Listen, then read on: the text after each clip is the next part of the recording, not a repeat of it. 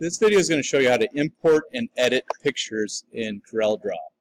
So again, we go to the window button, start typing in CorelDRAW, open it up, register later if you need to, start a new blank document. Now there's two ways we can do this. We can either use the clip art, which is free and you can use any part of it, or you can get stuff off the internet. Now, the first part, if you go to File and Import, in our class folder, you'll see over here, if this doesn't pop up, yours will say this PC. So you click on this PC, and you should find the class folder. So class CMW, mine is a little different, but yours will say class CMW.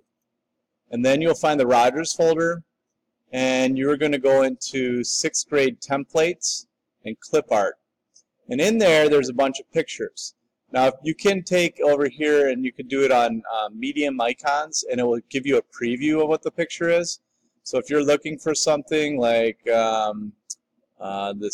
NWAG, whatever that is, if you double click them, you can then click and drag and you'll have your picture there. Now, if there's any dots on here, you can't bring another picture in. So you have to make sure you click it off, and you can go to File, Import, and that goes the same with anything else that's in there. So if you have any other pictures or whatever, or text or shapes, you got to put it in there. Now you'll see these little dots here. That means there's a bunch of different pieces. So if you want to keep that all in one, you have to hit Control-G to group it. Now this will become one picture. So no matter what you do, it'll always come together.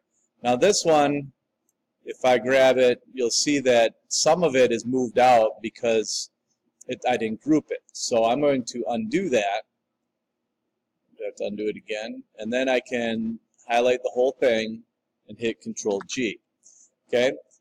We can't use color, so in order to change this, we're going to go back up into bitmaps, convert to bitmap, and change it to grayscale. And then that will, my laser engraver will pick that up. So the same thing on these balloons. Click on it, bitmaps, convert to bitmap, change it to grayscale, OK.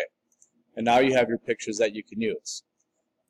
So you can use any clip art that is in there. And if there's stuff in there you don't like if you wanted to take one of the outlines out, you can do that. So I picked on it, selected it, and end up hitting delete. Now if I go back to the internet and I go into Google and I type in let's say Billy Goat, I'm going to get a bunch of pictures and images, a bunch of colored pictures. And none of these are going to work, especially pictures like this that have the grass in the background. If you have a picture like this that's just a picture and white in the background, then it's going to work. The best thing for you guys to do when you're looking for this is to type in Billy Goat and then put black and white. That way you're going to get pictures that are framed like this. The laser will cut anywhere it's black. So once we convert something with a background like this, all this stuff will be gray and it's going to turn out as a big gray blob. So what you're going to want to do is do black and white. You can also type in black and white clip art, and that'll get you more pictures that are just the picture. Now the things that you got to look for is right here, that's called a watermark. And if you have that watermark, it's going to show up. So you want to find a picture that's clear. You also will have the number, like this 350 by 296. It's not a very high pixeled number. It's not going to show up very clear.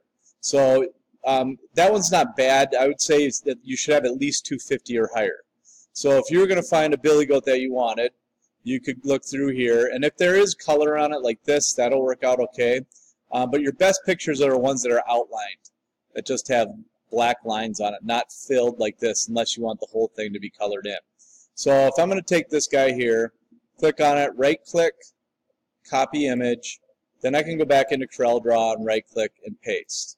And now I have my picture in here. If there's something that I really want on the internet that's colored that I found, and so we'll go back into here and we'll just go to Billy Goat.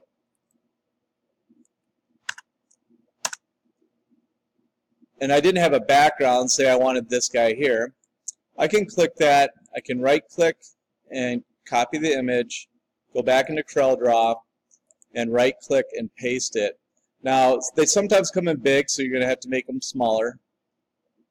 And what you can do now is you'll see that as I move this across, it's covered the back of that. That's because there's an outline here. If you get that, if you go up to Bitmaps and go down to Outline Trace, and you can pick any one of these. It's not going to matter. Sometimes they matter on what you do, but I usually use a detailed logo or logo. This is your original drawing here. This is your new drawing. And you see it takes away some of the image there, but it took away the whole background. So if I click OK now, I can move that one out of the way. This is my original, delete it, and you'll notice that this now doesn't have that white background. The only problem with it is its color, so then I'm going to have to go back to Bitmaps, and sometimes it lets you do this and sometimes it doesn't. But if I convert that to grayscale, then I have the colored black and white photo that I need. Okay? And again, if you're going to do this and you want that behind there, you're going to go to Arrange, Order to Back of Page, and now you notice this one is covering all that up. So we'd have to do the same thing with the bitmap on this one. Go to Bitmap, Outline Trace, Detailed Logo, and then we can click OK on that. Move that out of the way, click, delete, and now we don't have that white background that's going to show up on there. So however you want to do that, but it has to be converted to black and white and it has to be edited. If you want to erase something, so I will go and paste this picture again, and let's say I want to erase something. You could go in here, and on this crop, there's a crop tool. If you click on the arrow, there's an eraser. And you can change the size up here, but you can go and erase parts of it. So if you only want the goat's head, you can erase the entire body out of there, and you would have only the goat's head.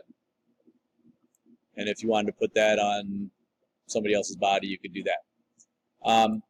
The other thing on images, usually they don't work so well, but if you go into here and you want a person, like an athlete, what I would type in is, like, say, who do we have for football? Well, LeBron James. That's basketball, I know. And then I would type in fathead. Not that he's a fathead, but fathead has these drawings, and then they have just him with no background behind it. Okay, because usually when you get a sports person, you're going to end up with the background, and all these people in the background, those don't work. So you have to have something with a white background. Okay, and that's it for editing pictures.